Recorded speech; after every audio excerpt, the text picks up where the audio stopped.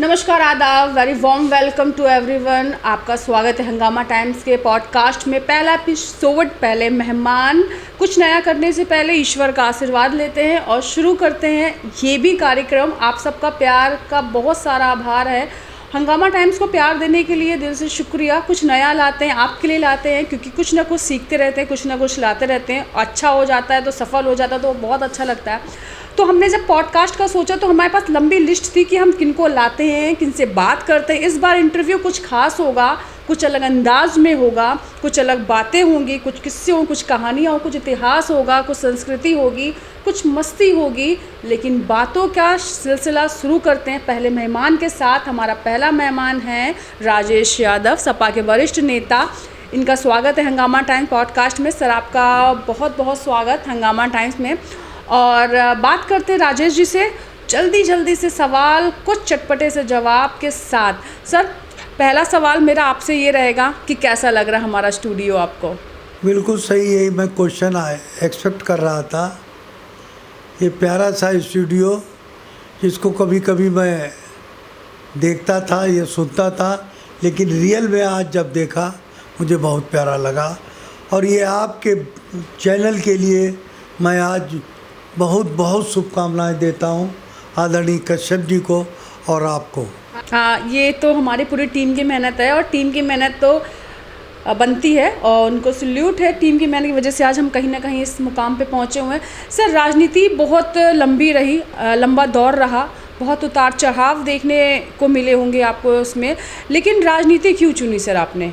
आप इंजीनियर हैं, उसमें भी आप कहीं ना कहीं सक्सेस हुए, तो फिर राजनीति में कैसे आना हुआ सर? राजनीति एक ऐसा चंद्रमा है जिसको सब छूना चाहते हैं। चाहे डॉक्टर हो, पूर्व मुख्यमंत्री दिल्ली, चाहे इंजीनियर हो, चाहे पायलट हो, राजीव गांधी, तो तमाम लोगों की आखिरी इच्छा होती है कि राजनीति के चंद्रमा को छू लेना। हम भी उसी चपेट में आ गए। लेकिन फैमिली में सर आपके किसी और ने इस को नहीं छूना चाहा सर? फैमिली वैसे तो हमारे फादर बड़े कर्मठ थे और उन्होंने 21 साल की उम्र में चुनाव मल्लामा विधानसभा से लड़ा था। क्रांतिकारी थे। और उसी बीच में हमारे बाबा जी की डेथ हो गई, तो चुनाव के बीच में चले गए।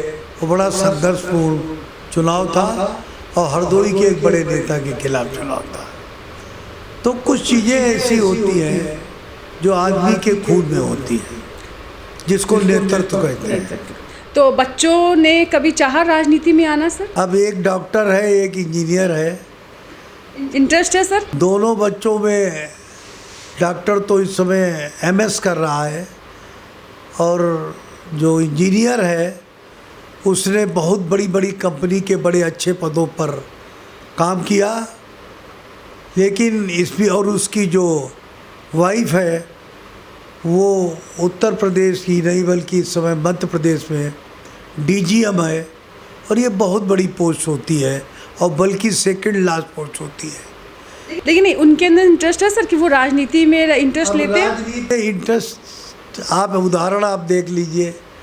राजीव गांधी ने कभी सोचा था कि अब राजनीति पे जाएंगे, और राहुल गांधी ने बहुत सोचा था। तो इस तरीके से राजनीति एक अकस्मात इंसिडेंट होता है।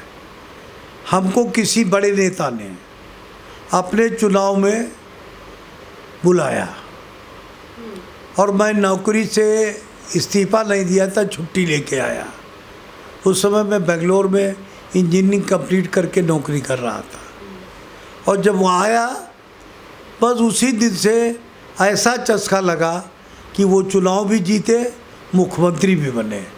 और उन्होंने मुझसे पूछा, अब राजेश बताओ तुमको कौन सी नौकरी चाहिए। मैंने उत्तर दिया, नेताजी आपने ऐसा चस्का लगाया कि मैं अब आपकी भी नौकरी नहीं करूँगा। तो पहली पोस्टिंग, पहला नॉमिनेशन बैकवर्ड कमीशन में उन्होंने मुझे दिया।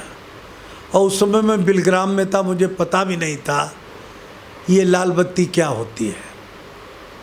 और आपके इंदिरा भवन में कार्यालय था हमारा, और बहुत अच्छा लगा, सम्मान मिला। मैं जिसको चाहता था उसको तलब कर लेता था, पुलिस कमिश्नर हो या आईजी हो या डीजीपी हो, सबको किया। और मेरे जीवन का ऐतिहासिक फैसला रहा, हमने 28,000 लोगों को नौकरी पलक झपकते एज ए बैकवर्ड कमीशन मैंने दी थी। लेकिन सर ये होता है राजनीति में, जो लोग आते सोचते हैं कि जो भी इसका लाभ हो पहले हम उठा लें, तो ये सच है? ये नहीं होना चाहिए, पर ये है। राजनीति में मेरी इच्छा जो होती है, मेरे जो लोग हैं वो सब इसी टाइप के हैं, जो जिनका आशीर्वाद रहा, चाहे महात्मा गांधी हो, चाहे आपके एपीजे कलाम साहब हो जो हमारे गुरुजी भी रहे हैं, और चाहे मुलायम सिंह जी हो। आप चाहते थे कि आपका एक बेटा कोई भी राजनीति में आए? मैं चाहता था, नहीं, मुझे ऐसा लगता है कि एक बेटा आएगा राजनीति में। एक अभी नहीं, लेकिन एक समय आएगा जब एक बेटा राजनीति में आए। आप चाहते हैं कि वो भी चाहते हैं? अब हालात ऐसे हैं कि वो देख रहे हैं कि हमारे आसपास सब राजनीतिज्ञ, मैं 2 दिन से हरदोई में था, हर कोई बुला रहा था। और आपने देखा होगा कि हमारी जान पहचान मित्रता हर दलों से, क्योंकि मैं दिल से मानता हूँ। तो ये जब भी आप किसी बीजेपी वाले से मिलते हैं तो अखिलेश जी को लगता है अरे ये राजेश जी ये क्या हो रहा है, मैं यहाँ बयान दे रहा हूँ खिलाफ और आपके दोस्त जी इतने महान हैं। मैं जब उनकी गाड़ी पे बैठा तो उन्होंने मेरे हर वीडियो दिखाए, कहा कि तुम ऐसे व्यक्ति हो जो किससे मिलके मुझे तुरंत वीडियो भेज देते हो। बाकी हमारी पार्टी के नेता जो है वो अंधेरे में जाके मिलते हैं और काम करवा के वापस आते हैं। मैं खुली किताब हूँ, मैं मिला तो मिला, नहीं मिला तो नहीं मिला, नहीं मिला तो नहीं मिला। शिक्षा क्षेत्र से भी जुड़े हुए हैं, स्कूल्स कॉलेजों पे भी आपने कहीं ना कहीं बच्चों की पढ़ाई बहुत फोकस किया है कि एजुकेशन पे आपके लिए ज़रूरी है कि बच्चों को एजुकेशन मिलनी चाहिए। तो ये कब सोचा सर कि स्कूल्स भी होने चाहिए? देखिए 3 दिन से मैं यहाँ नहीं था, हरदोई में था, बिलग्राम में, और वहाँ एक पब्लिक स्कूल की आधारशिला बना रहा था। और आपकी मैडम ममता यादव इस समय भी बिलग्राम में है, तो एक पब्लिक स्कूल वहाँ भी बनाने की उम्मीद है। इंटर कॉलेज चल रहा है, हाई स्कूल चल रहा है, डिग्री कॉलेज चल रहा है, एक पब्लिक स्कूल की ज़रूरत है, वो बिलग्राम में हम बनाएंगे। स्कूल के लिए तो बहुत सा आपने काम किया है। शुकाबाद का पब्लिक स्कूल इंडिया फेम का है, क्योंकि अब तक 25-26 IAS निकल चुके हैं। कानपुर का पब्लिक स्कूल, हमारे जानने वाले हम ही से जुड़े हुए काठमांडू का पब्लिक स्कूल। अच्छा राजेश जी सर, आपसे एक सवाल हमारा ये रहेगा कि जब आप राजनीति में जब आप सक्रिय थे, यानी कि जब आप युवा थे, युवा नेता थे, उस समय की राजनीति और इस समय का युवा राजनीति जो कर रहा है या उसके दिल में या दिमाग में जो राजनीति चल रही है कि किस तरह से वो ले रहा है, आपको क्या लगता है इस बार युवाओं में राजनीति को लेकर कितना जोश है या कितना वो मतलब उसमें अलग थिंकिंग है? मैं आपको बता, आपके समय जब आप युवा थे तो आप किस तरह से राजनीति को देखते थे? मेरे कार्य करने में, मेरे चलन चाल में अभी भी मैं युवा हूँ। तो युवा आजकल एक्सपेक्टेशन बहुत करने लगा है। वो चाहता है पलक झपकते लाल बत्ती मिल जाए, पलक झपकते अब मंत्री बन जाए। वो कार्य नहीं करना चाहता है, बल्कि ट्विटर हैंडल करके वो राजनीति चलाना चाहता है, व्हाट्सएप और फेसबुक की राजनीति करना चाहता है। उस राजनीति के लिए बड़ा कठिन परिश्रम किया है, बहुत ही। चांदराम का चुनाव जो हरियाणा से आके हरदोई में लड़ रहे थे, उनके चुनाव का मैं प्रभारी था। और बात करें सर युवाओं की, तो युवतियां आपके समय में राजनीति में महिलाओं की संख्या जो थी अब तो दुगनी है, यानी कि अब तो पुरुषों से भी ज़्यादा 4 गुनी है। 4 गुनी है सर। तो उस समय क्या राजनीति को अच्छा नहीं समझा जाता था कि महिला कम थी, कि अब सुरक्षा मिल रही इसलिए महिलाएं खुल के राजनीति में आ रही हैं, अपनी बात रख रही हैं, अपना जो भी उन पर जिम्मेदारी दी जा रही है उसको निर्वाह कर रही हैं? आपको क्या लगता है? आपका प्रश्न बहुत अच्छा है, क्योंकि 50% आबादी के लिए असुरक्षा की भावना महिलाओं को डर पैदा करती है। लेकिन आज महिला खेल के मैदान में भी आगे है। चंद्रमा पे अभी अभी वापस आई हैं, आसमान से अभी वापस आई हैं चावला जी। तो आपको बताएं, महिलाएं इंदिरा गांधी थी, आपके बांग्लादेश की राष्ट्रपति और पाकिस्तान की राष्ट्रपति रही हैं। तो महिलाएं कई सालों से हैं। बेनज़ीर भुट्टो तो अभी थी, उनके भी पिताजी, और उनके आप पाकिस्तान का भी यही हाल है। साउथ एशिया के ज़्यादातर देशों में महिला प्रधान रहा, इंदिरा गांधी जी को ले लीजिए। तो मैं जानता हूं कि महिलाओं में वो शक्ति है। नहीं, पहले सुरक्षा थी इसलिए कम थी।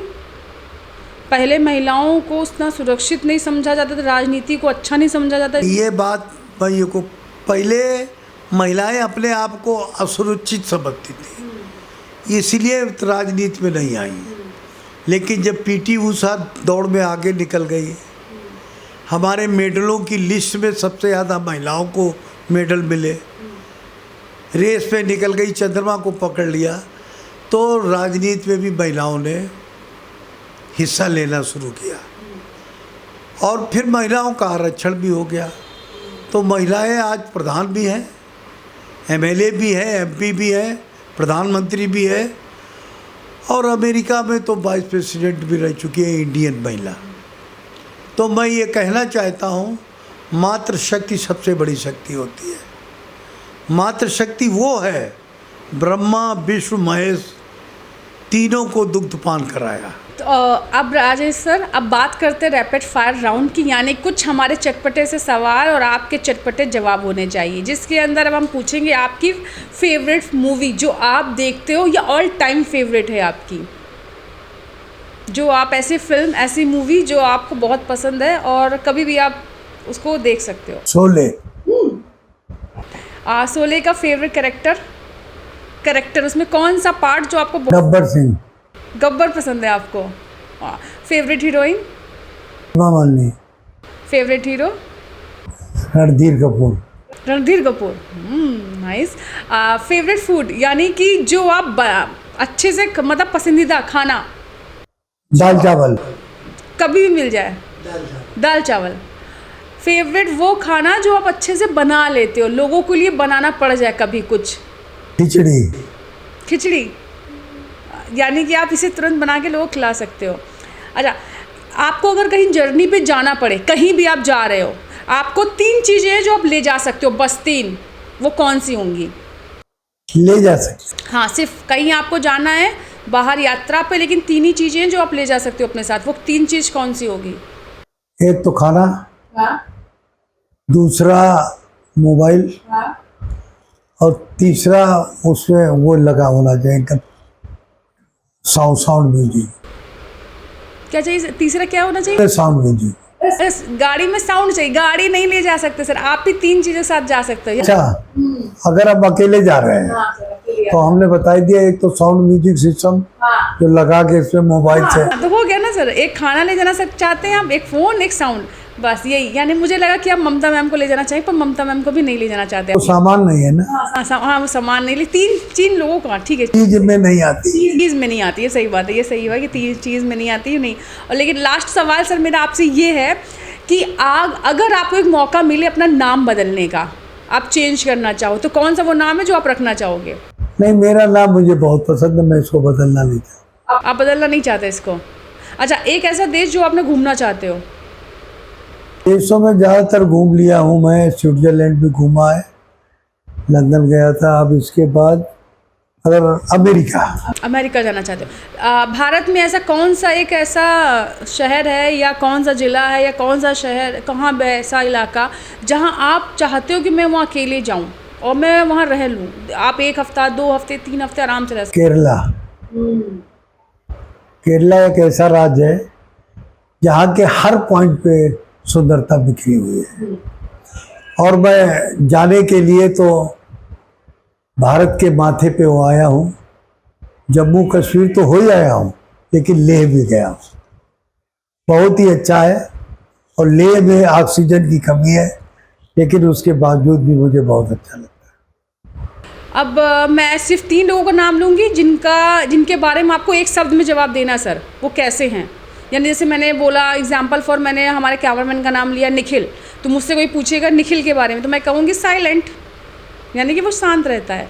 तो मैं 3 नाम लेने वाली हूँ, इनको सिर्फ एक शब्द में आपको कुछ बोलना है, ठीक है। पहला है नेताजी यानी मुलायम सिंह यादव। इसका अंत तो टाकेटिव हुआ, बहुत बोलते थे।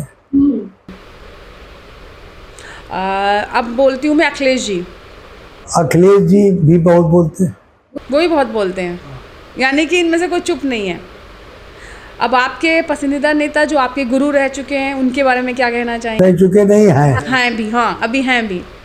तो एक अंतर हृदय से हर व्यक्ति को देखते हैं और उनकी जो भविष्यवाणी है कभी झूठ नहीं जाती, इसलिए मैं उनको बहुत पसंद करता हूँ।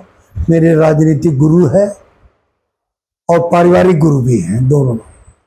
एक ऐसा विषय जिस पे आप बात करना चाहते हो दिल खोल के, कोई विषय जो अध्यात्म पे। अध्यात्म से मुझे बहुत लगाव है और मेरी ख्याल से आप देख ही रहे हैं, मधुसूदन महाराज जी का नाम सुना होगा, बलवीर गिरी जी का नाम सुना होगा। हरदोई की एक संत है, लेडी संत है, धारा प्रभा बोलती है इंग्लिश और हिंदी में, वो हमारी बहुत पसंदीदा। तो ये राजेश जी के साथ हमारा पॉडकास्ट रहा। इसमें हमने बहुत सारे ऐसे सवाल पूछे जिनका जवाब उन्होंने बेझिझक दिया है, और मुझे लगता है ऐसा कोई सवाल ही नहीं बना जिसका जवाब ये दे ना सके। और आप किसी तरह का भी सवाल पूछ ले, आप बेहतरीन जवाब उसका देते हैं। तो हमारे लिए पहला मेहमान हमारा ऐसा ही होना चाहिए था, जिसने दिल खोल के जवाब दिए हर एक सवाल का। तो अभी तो मैं राजेश सर से इजाज़त देना चाहूँगी। और आपको हमारा कार्यक्रम कैसा लगा? अगर आप हमारे या किसी भी समय कुछ भी अगर आप हमसे जुड़ना चाहते, कोई भी सवाल पूछना चाहते हो, तो हंगामा टाइम्स पर जाके कमेंट बॉक्स में किसी भी खबर पे अपना कमेंट आप लिख सकते हो। हमें 2 सेकंड या 2 मिनट के अंदर हम आपको जवाब देंगे। हम हमेशा हाजिर हैं आपके हर एक सवाल का जवाब देने के लिए। अगर आप हमारे इस पॉडकास्ट का पार्ट बनना चाहते हो तो ज़रूर हमें संदेश लिख भेजें। बने रहिए हंगामा टाइम्स साथ। नमस्कार, जय हिंद। अंत में मैं हंगामा टाइम की पूरी टीम को बहुत साधुवाद देता हूँ और ईश्वर से कल्पना करता हूँ, उनसे ये मांगता हूँ कि चैनल आसमान की ऊंचाइयों तक जाए। इस चैनल का एक एक संवाददाता अपनी नई छाप छोड़े। हंगामा टाइम जिसको STN कहते हैं, वो बहुत बहुत ऊंचाइयों पे जाए और उसके संवाददाता कश्मीर से कन्याकुमारी तक पहुँचे। आप लोगों का आशीर्वाद है, जहाँ आज इस मुकाम पर है, आपको आशीर्वाद ऐसे बना रहेगा सर। Thank you. और अभी इजाज़त लेना चाहेंगे। नमस्कार।